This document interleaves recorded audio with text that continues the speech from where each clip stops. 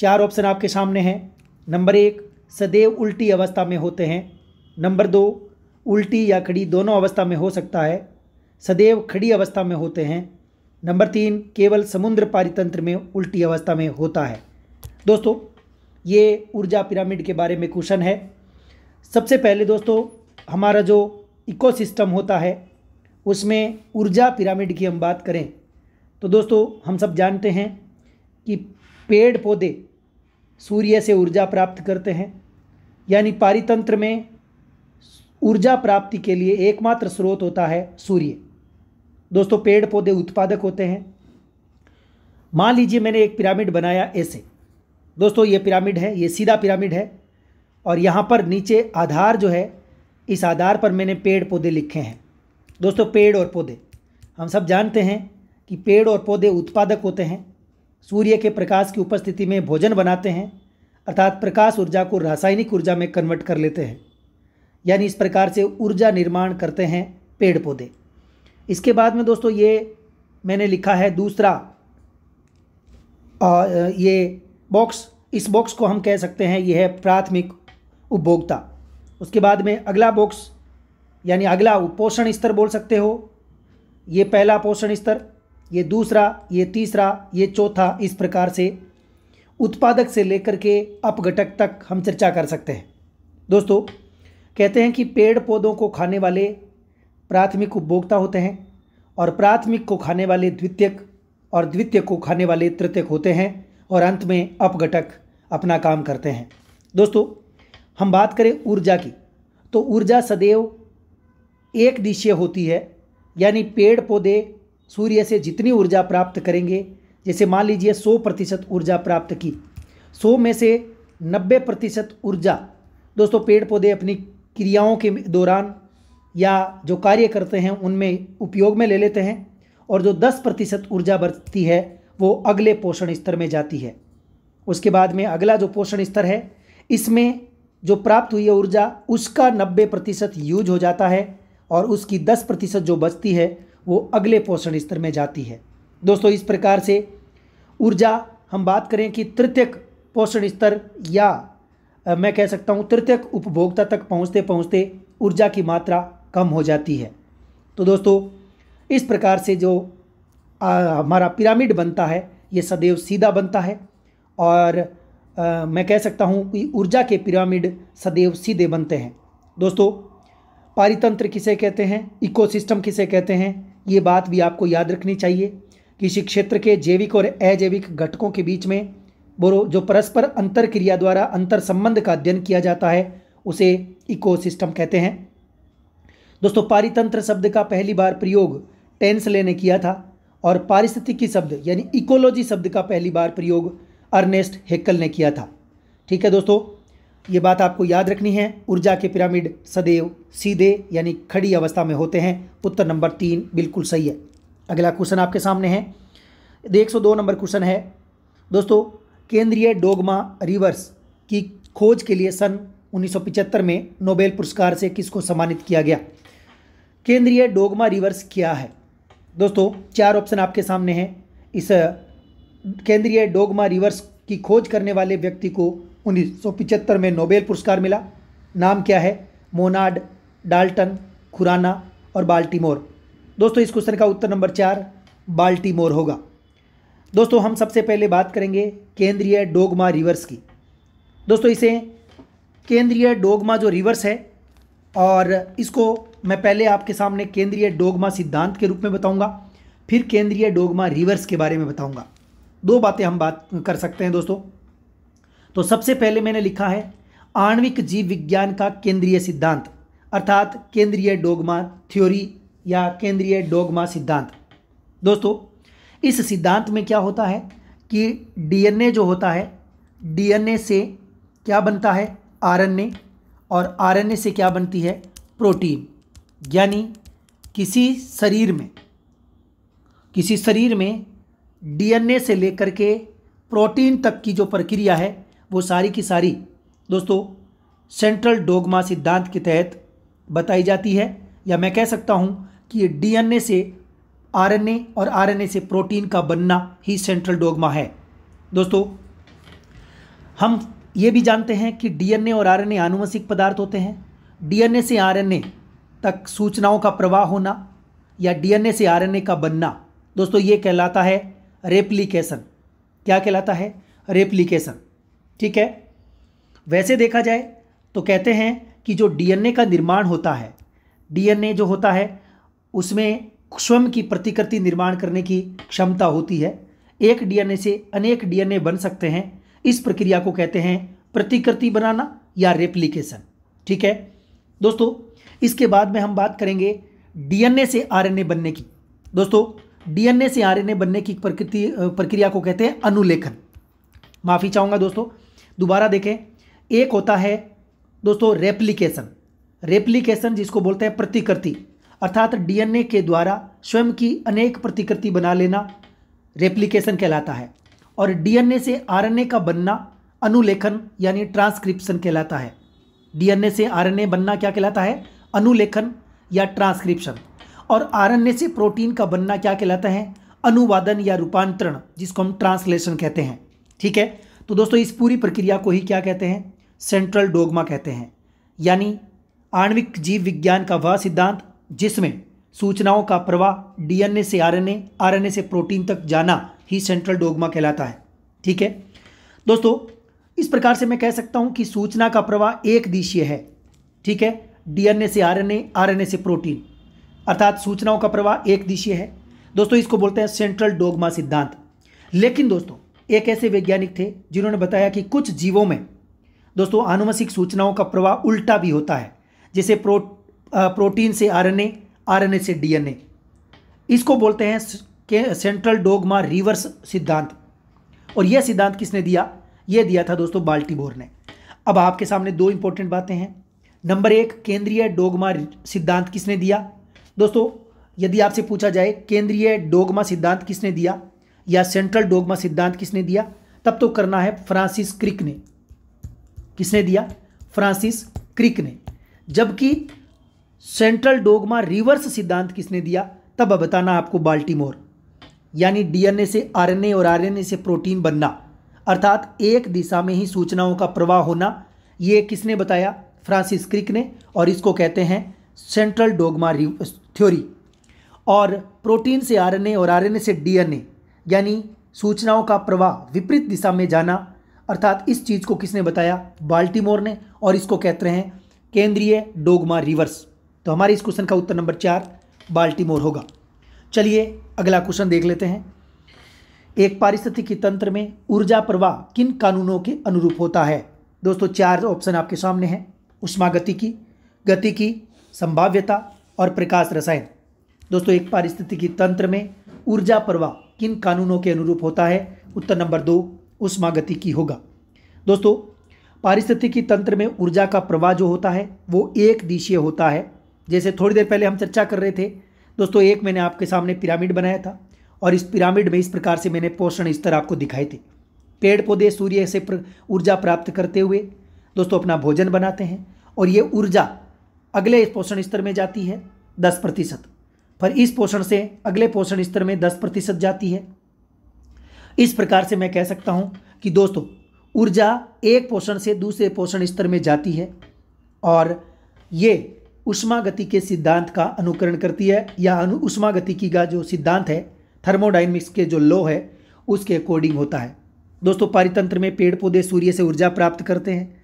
ऊर्जा एक पोषण से दूसरे पोषण स्तर में स्थानांतरित होती है। पारिस्थितिकी तंत्र में ऊर्जा का प्रवाह जो होता है वो ऊष्मागतिकी के सिद्धांतों के आधार पर समझाया जा सकता है। दोस्तों पारिस्थितिकी तंत्र में ऊर्जा का प्रवेश, ऊर्जा का स्थानांतरण और विभिन्न पोषण स्तरों में वितरण थर्मोडायनेमिक्स के लॉ के अनुसार होता है। हम सब जानते हैं कि थर्मोडायनेमिक्स में 3 लॉ है। इसमें सबसे इंपॉर्टेंट लॉ जो है वो है ऊष्मागतिकी का प्रथम सिद्धांत। कौन सा सिद्धांत है? प्रथम सिद्धांत। दोस्तों प्रथम सिद्धांत कहता है कि ऊर्जा, यानी प्रथम सिद्धांत है ऊर्जा के संरक्षण का सिद्धांत। दोस्तों ऊर्जा को न तो निर्माण किया जा सकता, न ऊर्जा को नष्ट किया जा सकता। ऊर्जा को केवल और केवल एक रूप से दूसरे रूप में बदला जा सकता है। ऊर्जा को क्या किया जा सकता है? एक रूप से दूसरे रूप में बदला जा सकता है। तो दोस्तों हमारे ये जो पारिस्थितिकी तंत्र में क्या होता है, पेड़ पौधे सूर्य के प्रकाश को, कौन से प्रकाश को, यानी प्रकाशिक ऊर्जा को, सूर्य की जो प्रकाशिक ऊर्जा है उसको किस में कन्वर्ट करते हैं, रासायनिक ऊर्जा में कन्वर्ट करते हैं। तो इस प्रकार से दोस्तों ऊर्जा का एक रूप कौन सा है, प्रकाशिक ऊर्जा, दूसरा रूप कौन सा हो गया, रासायनिक ऊर्जा हो गई, है ना। तो एक रूप से दूसरे रूप में ऊर्जा क्या होती है, परिवर्तित हो जाती है। लेकिन ऊर्जा का न तो निर्माण होता, न ही ऊर्जा नष्ट होती है। दोस्तों प्रकाशिक ऊर्जा पेड़ पौधों ने बदली रासायनिक ऊर्जा में, और ये जो रासायनिक ऊर्जा है ये श्वसन के दौरान दोस्तों ऊष्मीय ऊर्जा में या ऊष्मा में परिवर्तित हो जाती है। ठीक है, तो ऊर्जा का रूपांतरण एक रूप से दूसरे रूप में होता रहता है। ठीक है, ये तो है दोस्तों ऊष्मागतिकी का प्रथम नियम, और प्रथम नियम के आधार पर मैंने बताया कि ऊर्जा केवल और केवल एक रूप से दूसरे रूप में परिवर्तित हो सकती है। ऊर्जा न तो निर्मित होती और न ही नष्ट होती। ये ऊर्जा का संरक्षण का नियम है, अर्थात ऊष्मागतिकी का प्रथम नियम है। इसी प्रकार से दोस्तों मैं बात कर सकता हूँ द्वितीय नियम की।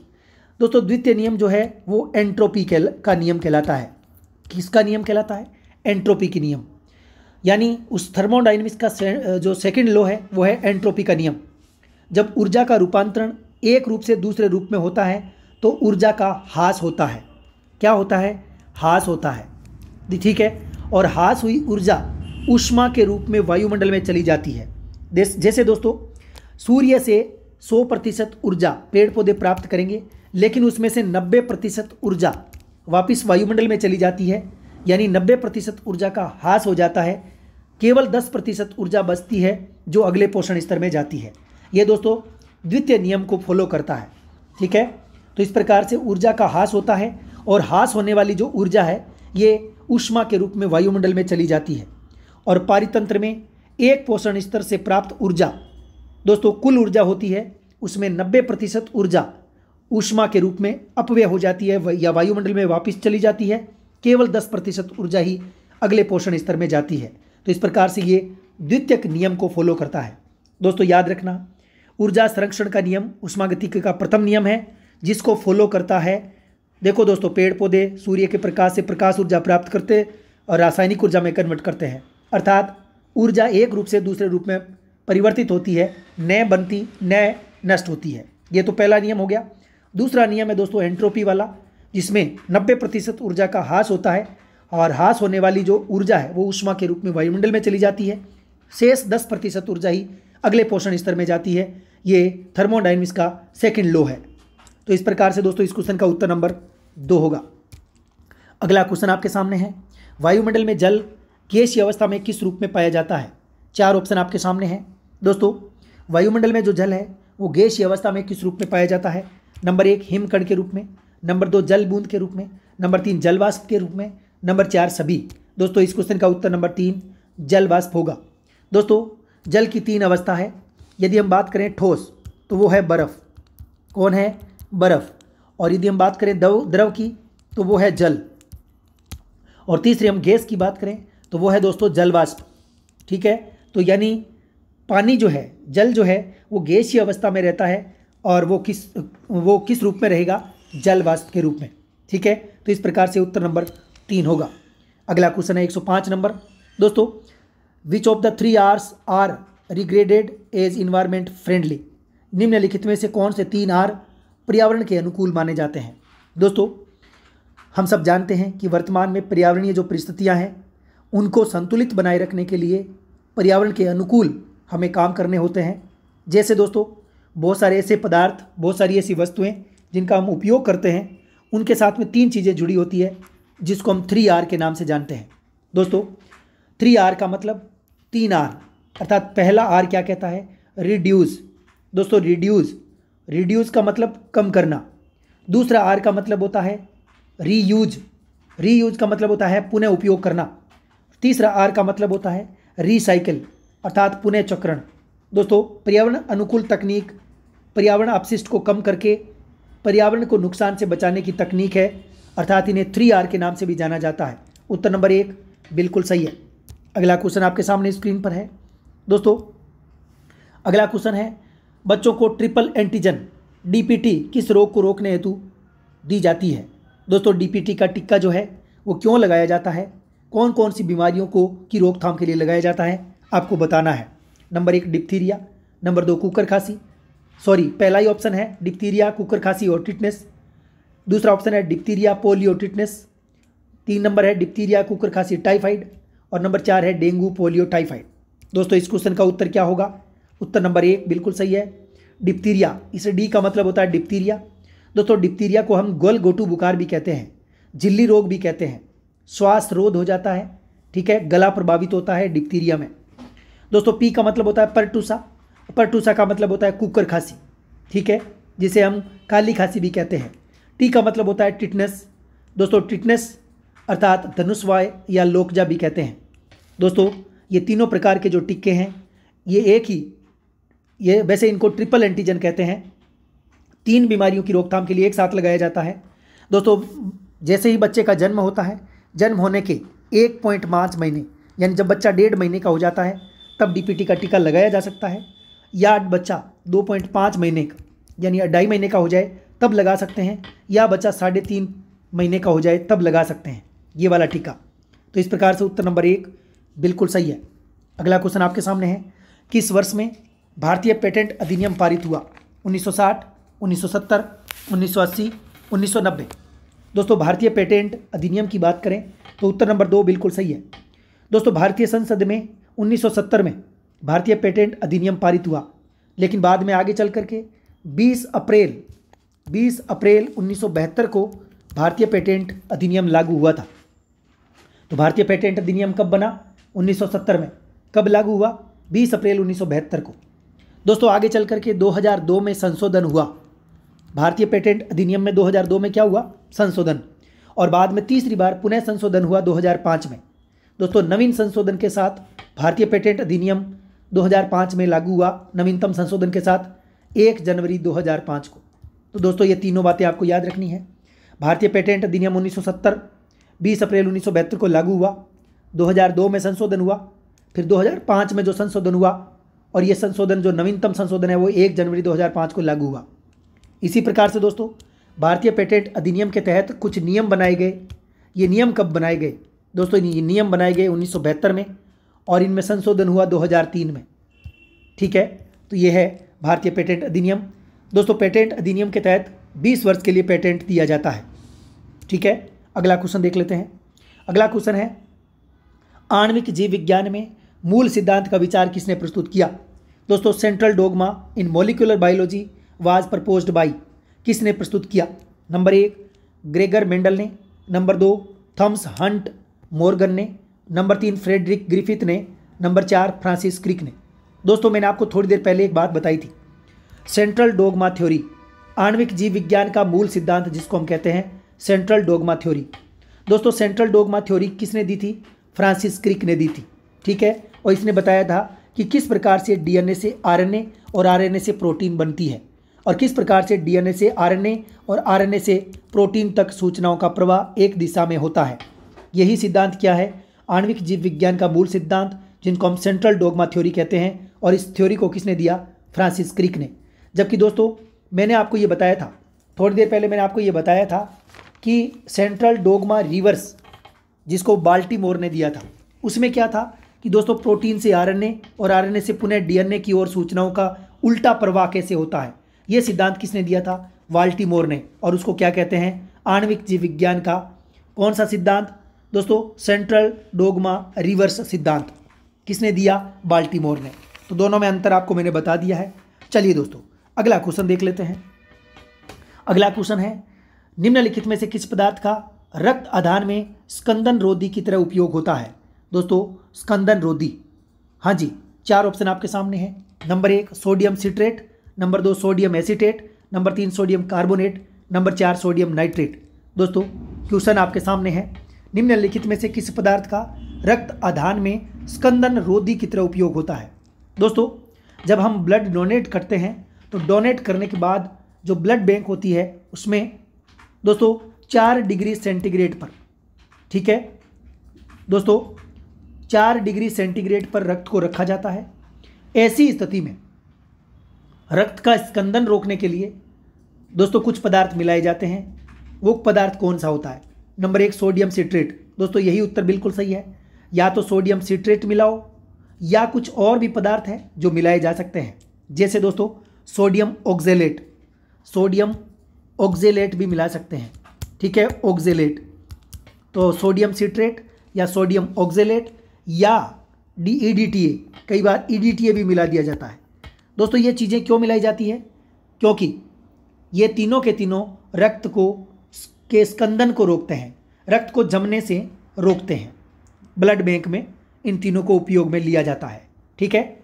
इसी के साथ दोस्तों हमारे शरीर के अंदर जो हमारी रक्त वाहिकाएँ होती है, इन रक्त वाहिकाओं में जब रक्त बहता है तो आंतरिक चोट की वजह से कई बार रक्त वाहिकाओं में से रक्त निकलने लग जाता है, ठीक है, ठीक है। तो रक्त निकलने जाता है, निकलना शुरू होता है। तो ऐसी स्थिति में उस रक्त को रोकने के लिए दोस्तों उस रक्त का थक्का बनाने के लिए या रक्त को जो बह रहा है आंतरिक रूप से, उस बहते हुए रक्त को रोकने के लिए हमारे शरीर में कुछ प्रोटीन होती है, जैसे प्रोथ्रोम्बिन हो गई, फाइब्रिनोजन हो गई, वो काम में आती है, ठीक है। इस प्रकार से दोस्तों एक बात और भी बताना चाहूँगा, हमारी जो रक्त वाहिकाएँ होती हैं, इन रक्त वाहिकाओं में जो रक्त होता है वो अविरल बहता रहता है। कई बार आपने देखा होगा कि रक्त वाहिकाओं में कई बार रक्त का क्लोट बन जाता है, थक्का बन जाता है, रक्त जम जाता है ना। ऐसी स्थिति में दोस्तों जैसे बहुत सारे रोग होते हैं, खास तौर से दोस्तों कोरोनरी जो धमनी है उसमें यदि ब्लड का क्लोट हो जाए तो ऐसी स्थिति में हार्ट अटैक भी आ जाता है। तो एक दोस्तों हमारे रक्त में एक पदार्थ होता है हिपेरिन। क्या होता है? हिपेरिन। दोस्तों ये एक ऐसा पदार्थ है जो हमारी वाहिकाओं में जो रक्त बह रहा है इसको जमने से रोकता है, यानी इनके क्लोट बनने से रोकता है, ठीक है, हिपेरिन। ये बात इंपॉर्टेंट है, रक्त वाहिकाओं में रक्त को जमने से रोकने वाला पदार्थ क्या है? हिपेरिन, ठीक है। इसके साथ में दोस्तों एक और पदार्थ है, उसकी भी चर्चा करूंगा, एक है एंटी थ्रोम्बिन। दोस्तों एंटी थ्रोम्बिन नामक पदार्थ है जिसके बारे में कई बार क्वेश्चन आता है, एंटी थ्रोम्बिन थर्ड क्या है? दोस्तों यह एक ऐसा पदार्थ होता है, एक ऐसी प्रोटीन होती है रक्त में जो रक्त वाहिकाओं में बहने वाले खून के थक्कों को तोड़ने का काम करती है। दोस्तों मैंने आपको बताया हिपेरिन रक्त वाहिकाओं में रक्त को जमने से रोकता है, लेकिन दोस्तों रक्त वाहिकाओं में यदि कोई क्लोट बन जाए, थक्का बन जाए, तो इस थक्के को तोड़ने का काम कौन करता है? एंटी थ्रोम्बिन थर्ड करता है। वेरी इंपॉर्टेंट दोस्तों, कौन करता है? Anti thrombin third. तो ये बहुत सारी बातें मैंने आपको बताई है, मुझे विश्वास है कि आपकी आगामी परीक्षाओं में यहाँ से जो क्वेश्चन बनेगा वो पक्का आपका सही होगा, गलत नहीं होगा। तो इस प्रकार से इस क्वेश्चन का उत्तर नंबर 1 हो जाएगा। अगला क्वेश्चन है, आरएनए अणु में थाइमिन के स्थान पर पाया जाने वाला नाइट्रोजिनस क्षारक कौन सा होता है? Number 1 uracil, number 2 guanine, number 3 cytosine, number 4 adenine. दोस्तों हमारे शरीर में जो आनुवंशिक पदार्थ होते हैं जिनको हम डीएनए और आरएनए कहते हैं, ठीक है दोस्तों, हम सब जानते हैं कि डीएनए और आरएनए जो है वो 5 प्रकार की क्षारकों से बने होते हैं। दोस्तों 5 प्रकार की क्षारक कौन कौन सी होती है जिनको नाइट्रोजनिक क्षारक कहते हैं हम?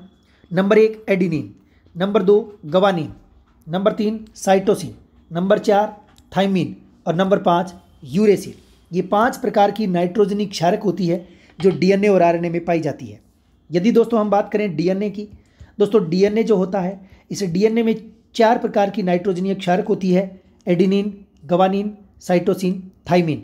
जबकि आरएनए की बात करें तो आरएनए में थाइमिन के स्थान पर क्या होता है? यूरेसिल पाया जाता है। क्या पाया जाता है? यूरेसिल।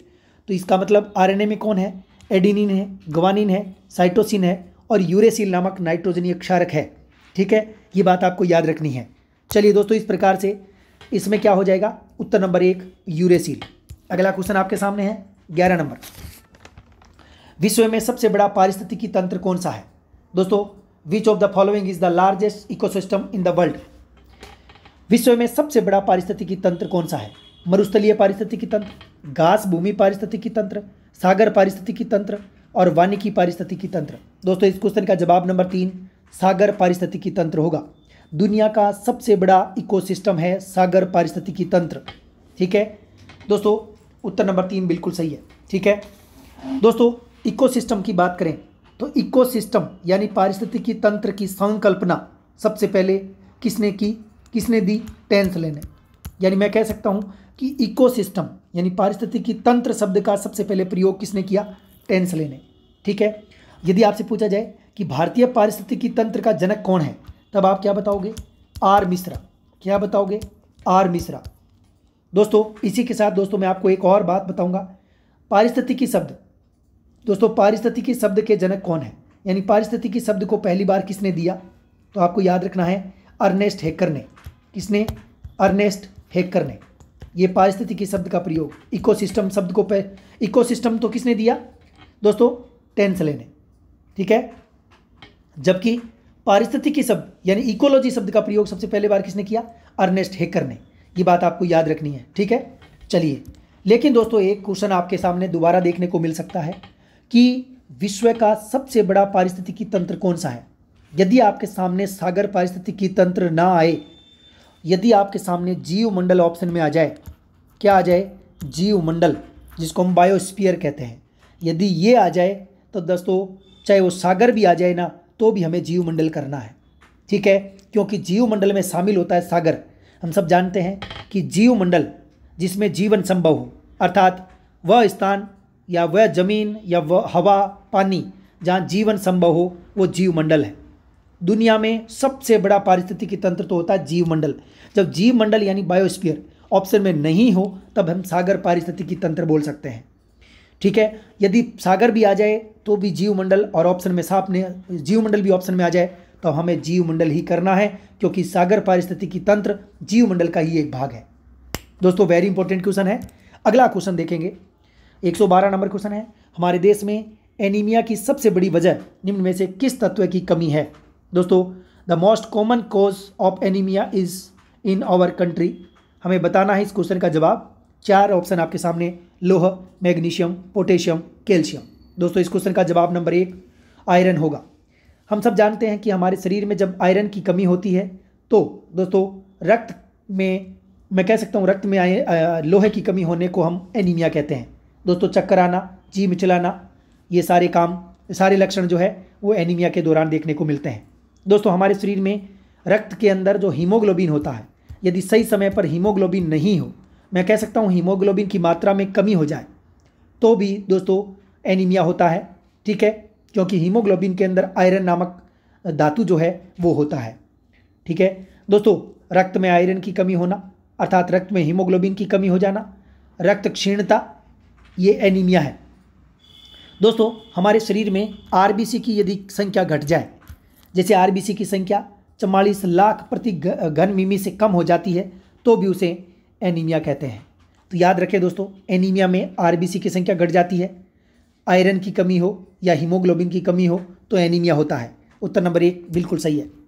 अगला क्वेश्चन है, मेंडल ने अपने प्रयोगों के लिए कितने विषम लक्षण चुने? 4 ऑप्शन आपके सामने हैं, 7, 8, 9, 10। दोस्तों इस क्वेश्चन का जवाब नंबर 1 7 होगा। मेंडल जिसे आनुवंशिकता का जनक कहते हैं, दोस्तों मेंडल ने अपने जो प्रयोग किए उनमें मटर का पौधा काम में लिया था। मटर के साथ साथ एक और पौधा काम में लिया था जिसको हम बोलते हैं हिरेशियस। क्या बोलते हैं? हिरेशियस। सूरजमुखी किस्म का या सूरजमुखी जो कुल है उसका ये पादप है हिरेशियस, ये भी काम में लिया था। और मटर भी, तो मटर के पौधे के साथ कौन सा पौधा काम में लिया? हिरेशियस। और मटर के पौधे में 7 विपर्यासी लक्षण होते हैं। दोस्तों मटर का पौधा साल में 2 बार उगाया जा सकता है, इसलिए मेंडल ने मटर के पौधे को ही चुना था। उत्तर नंबर 1 बिल्कुल सही है। अगला क्वेश्चन आपके सामने है, किस वैज्ञानिक ने वंशागति का गुणसूत्रीय सिद्धांत दिया? दोस्तों वंशागति का गुणसूत्रीय सिद्धांत किसने दिया? Lamarck, Darwin, Hooker, Sutton. दोस्तों इस क्वेश्चन का जवाब नंबर 4 होगा सटन और बावेरी दोनों ने मिलकर के वंशागति का गुणसूत्रीय सिद्धांत दिया था। दोस्तों इस सिद्धांत के अनुसार जीन जो होता है वो आनुवंशिकता की सबसे छोटी और मूलभूत इकाई होती है, और यह जीन गुणसूत्र पर उपस्थित होता है। जीन के माध्यम से आनुवंशिक लक्षण एक पीढ़ी से दूसरी पीढ़ी में स्थानांतरित होते हैं। यही दोस्तों वंशागति का गुणसूत्रीय सिद्धांत है। उत्तर नंबर 4 होगा। अगला क्वेश्चन आपके सामने है, ये लीजिए दोस्तों 115 नंबर क्वेश्चन। एक इलेक्ट्रिक मोटर में रूपांतरण होता है। दोस्तों इलेक्ट्रिक मोटर होती है, इसमें इलेक्ट्रिक मोटर में क्या होता है दोस्तों? मैकेनिकल ऊर्जा इलेक्ट्रिकल में कन्वर्ट होती है, यानी यांत्रिक ऊर्जा विद्युत ऊर्जा में कन्वर्ट होती है, या विद्युत ऊर्जा का यांत्रिक ऊर्जा में। हमें बताना है। तीसरा ऑप्शन है ऊष्मा ऊर्जा का यांत्रिक में, और चौथा है भंवर धाराओं की ऊर्जा का यांत्रिक ऊर्जा में। दोस्तों 4 ऑप्शन आपके सामने हैं। इलेक्ट्रिक मोटर जो होती है वो क्या करती है? दोस्तों विद्युत ऊर्जा को यांत्रिक ऊर्जा में बदलती है। उत्तर नंबर 2 बिल्कुल सही है। विद्युत मोटर क्या करती है? विद्युत ऊर्जा को यांत्रिक ऊर्जा में बदलती है। जबकि इसका उल्टा है जनित्र। दोस्तों जनित्र जिसको हम डायनेमो कहते हैं, डायनेमो क्या करता है? यांत्रिक ऊर्जा को विद्युत ऊर्जा में बदलता है। उल्टा है दोस्तों विद्युत मोटर का। दोस्तों आपने माइक्रोफोन के बारे में तो सुना ही होगा। माइक्रोफोन क्या करता है? ध्वनि ऊर्जा को विद्युत ऊर्जा में कन्वर्ट करता है। लाउड स्पीकर विद्युत ऊर्जा को ध्वनि ऊर्जा में बदलता है। और जो गाड़ियों में लगा हुआ इंजन, ये क्या करता है? तापीय ऊर्जा को यांत्रिक ऊर्जा में कन्वर्ट करता है, यानी थर्मल एनर्जी को मैकेनिकल ऊर्जा में कन्वर्ट करता है। दोस्तों हीटर जो हम काम में लेते हैं, ये क्या करता है? विद्युत ऊर्जा को तापीय ऊर्जा में कन्वर्ट करता है। सोलर सेल, दोस्तों सोलर सेल जो होते हैं ये सौर ऊर्जा को विद्युत ऊर्जा में कन्वर्ट करते हैं। मोमबत्ती, दोस्तों मोमबत्ती जो होती है रासायनिक ऊर्जा को प्रकाश ऊर्जा में कन्वर्ट करती है। मोमबत्ती का जलना, दोस्तों 2 प्रकार का परिवर्तन होता है, रासायनिक परिवर्तन और भौतिक परिवर्तन। मोमबत्ती जब जलती है तो जलने से, दोस्तों जलने की प्रक्रिया तो रासायनिक प्रक्रिया है, अर्थात रासायनिक परिवर्तन होता है। और पिघलना, क्योंकि मोमबत्ती पिघल करके वापस मोमबत्ती बनती जाती है, इसको बोलते हैं दोस्तों भौतिक परिवर्तन। तो मोमबत्ती का जलना अर्थात दोनों प्रक्रियाएं हैं, भौतिक और रासायनिक परिवर्तन। दोस्तों इस प्रकार से इस क्वेश्चन का उत्तर नंबर 2 बिल्कुल सही है। अगला क्वेश्चन आपके सामने है, दिष्ट धारा की आवृत्ति होती है। दोस्तों 4 ऑप्शन आपके सामने हैं, 0, 50 हर्ट्ज, 100 हर्ट्ज, 220 हर्ट्ज। दोस्तों हम सब जानते हैं कि डायरेक्ट करंट और अल्टरनेट करंट 2 प्रकार की धाराएं होती है। एक को बोलते हैं हम AC, एक को बोलते हैं DC। दोस्तों बिजली घरों में जो बिजली बनती है, धारा बनती है, वो ऐसी होती है जो हमारे घरों तक आती है और हमें प्रकाशमय बनाती है। ठीक है। DC जो होती है दोस्तों, विद्युत सेल वगैरह जो होते हैं ना, उनमें बनती है। दोनों में एक बहुत बड़ा अंतर ये है दोस्तों कि AC जो होती है, जिसको हम प्रत्यावर्ती धारा कहते हैं, अल्टरनेटिंग करंट कहते हैं। दोस्तों इसमें धारा की दिशा और धारा का मान दोनों बार बार बदलते रहते हैं, इसीलिए इसे अल्टरनेटिंग करंट कहते हैं। जबकि दोस्तों डायरेक्ट करंट जो है, यानी दिष्ट धारा जो है, इसमें धारा की दिशा स्थिर रहती है, मान चाहे कितना ही बदले, धारा की दिशा एक ही होती है। जबकि अल्टरनेट करंट जो होता है उसमें धारा की दिशा बदलती रहती है, मान भी बदलता है। दोस्तों AC घरों में काम आती है, जबकि ये DC जो है सेल वगैरह जो होते हैं इनमें काम आती है। दोस्तों हमारे घरों में जो विद्युत आती है वो अल्टरनेटिंग करंट होता है, प्रत्यावर्ती धारा होती है। दोस्तों इसकी जो आवृत्ति होती है, फ्रीक्वेंसी, वो 50 हर्ट्ज होती है। कितनी होती है? 50 हर्ट्ज। जबकि दिष्ट धारा, डायरेक्ट करंट जो होता है, उसकी आवृत्ति 0 होती है। कितनी होती है? 0, फ्रीक्वेंसी 0 होती है। तो हमारा क्वेश्चन है दिष्ट धारा की आवृत्ति, उत्तर नंबर 1 0 होगा। 117 नंबर क्वेश्चन है दोस्तों, प्रकाश की एक किरण अवतल दर्पण पर उसकी मुख्य अक्ष के समांतर आपतित की जाती है, परावर्तन के पश्चात यह क्या होगा? 4 ऑप्शन आपके सामने हैं। वक्रता केंद्र से गुजरेगी, दर्पण के मुख्य अक्ष के समांतर गति करेगी, दर्पण के ध्रुव से गुजरेगी, मुख्य फोकस से गुजरेगी। दोस्तों 4 ऑप्शन आपके सामने हैं। वैसे देखा जाए तो इस क्वेश्चन का उत्तर होगा उत्तर नंबर 4। दोस्तों मुख्य फोकस से गुजरेगी। कैसे गुजरेगी मैं समझा देता हूँ। दोस्तों मान लीजिए ये एक अवतल दर्पण है, ठीक है, ये एक अवतल दर्पण है।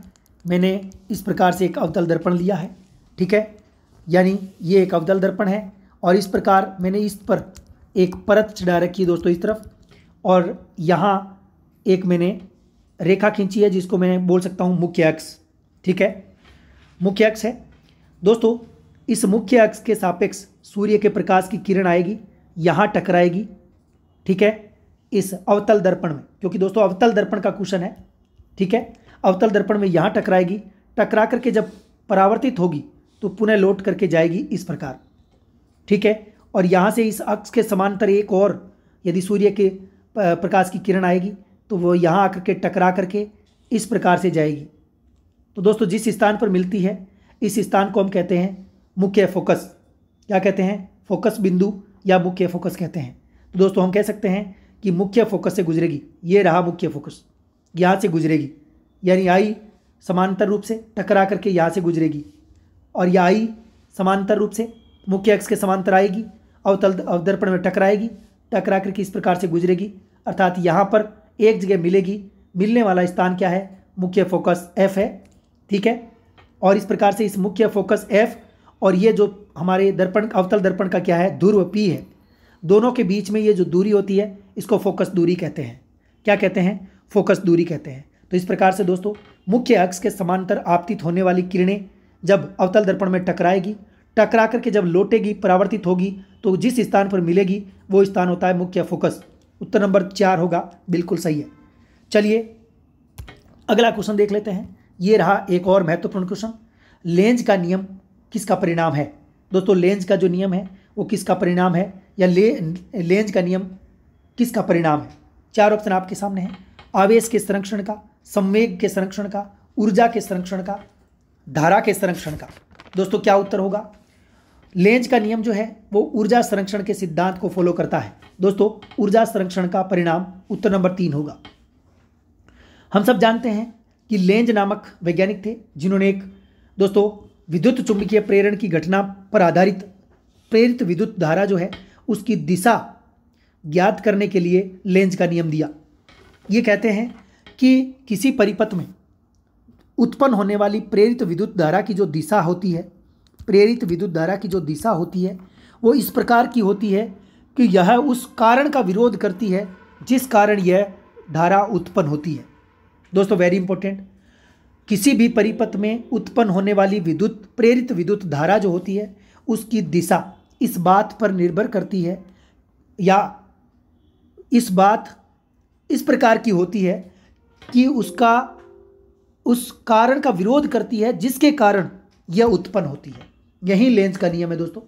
यानी एक प्रकार से मैं कह सकता हूँ कि लेंज का नियम किसी परिपथ में उत्पन्न होने वाली प्रेरित विद्युत धारा की दिशा ज्ञात करने के लिए दिया गया या दिशा को बताता है। अगला क्वेश्चन आपके सामने है। विद्युत टेस्टर में कौन सा लैंप सूचक के रूप में उपयोग किया जाता है?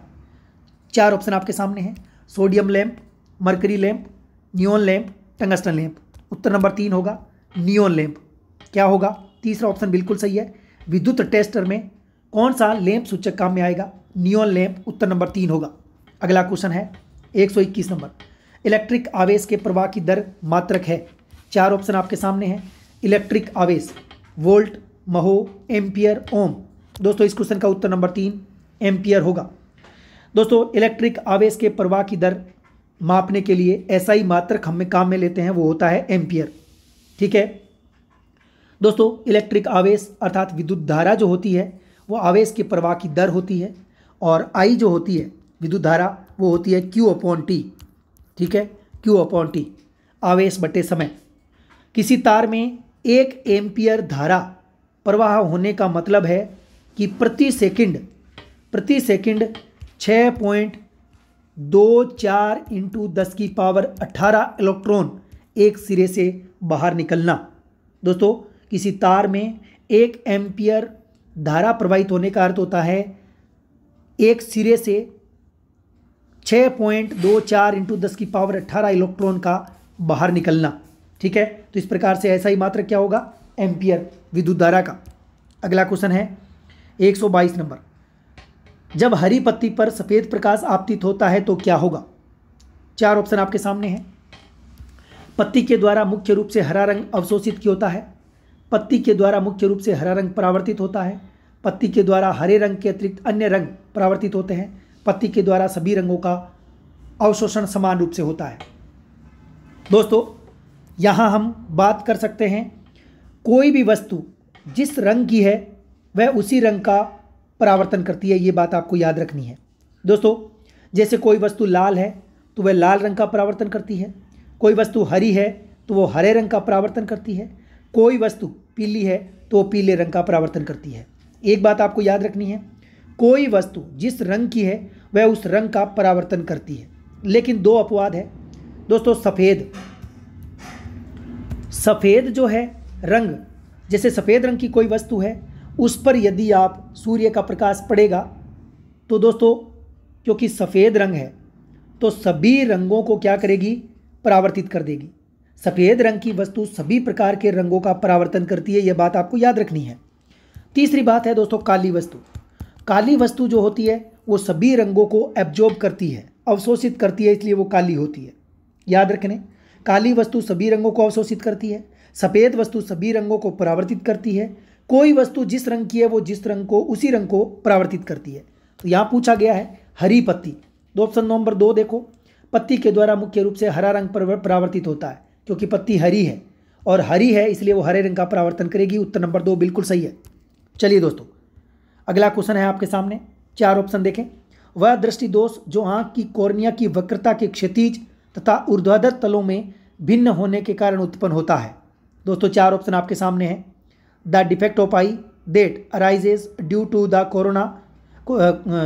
Cornea of the eye having different curvatures in the horizontal and vertical planes in known age. दोस्तों वह दृष्टि दोष जो आंख की कॉर्निया की वक्रता के क्षैतिज व ऊर्ध्वाधर तलों में भिन्न होने के कारण उत्पन्न होता है। दोस्तों इसे एस्टिगमेटिज्म कहते हैं। 4 नंबर ऑप्शन बिल्कुल सही है। दोस्तों एस्टिगमेटिज्म का मतलब होता है दृष्टि वैषम्य रोग। ठीक है, एस्टिगमेटिज्म का मतलब होता है दृष्टि वैषम्य रोग।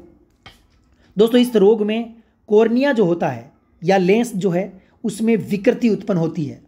विकृति उत्पन्न होने के कारण वस्तु का प्रतिबिंब भी विकृत उत्पन्न होगा।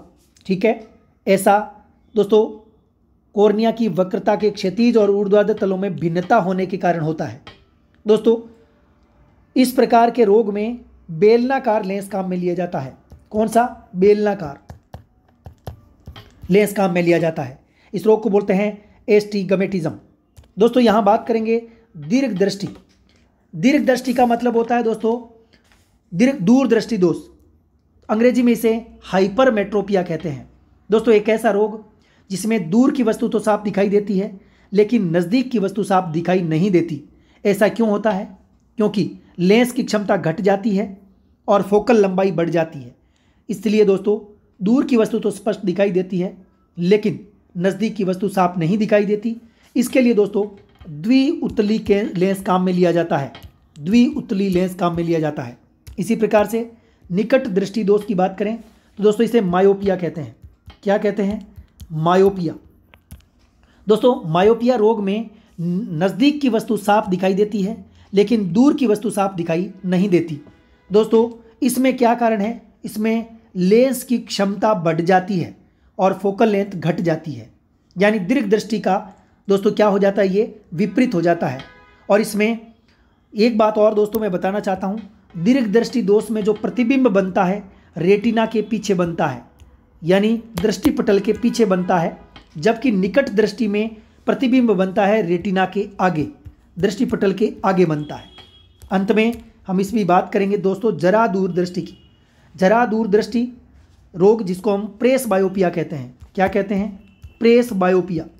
दोस्तों प्रेस बायोपिया रोग कहते हैं नेत्र समायोजन में गड़बड़ी हो जाती है जिसकी वजह से यह रोग होता है। यह दोस्तों बुढ़ापे का रोग है। दोस्तों इस रोग में नेत्र समायोजन सही तरीके से नहीं हो पाता, इसके लिए बाईफोकल लेंस काम में लिया जाता है। कौन सा लेंस? बाईफोकल में द्विउतली और द्विअवतली दोनों प्रकार के लेंस काम में लिए जाते हैं। दोस्तों द्विउतली और द्विअवतली दोनों प्रकार के लेंस काम में लिए जाते हैं। इस प्रकार से दोस्तों ये रोग है हमारा जरा दूर दृष्टि। ठीक है, तो ये चारों रोग मैंने आपको बताए। इस प्रकार से दोस्तों ये पहला पार्ट था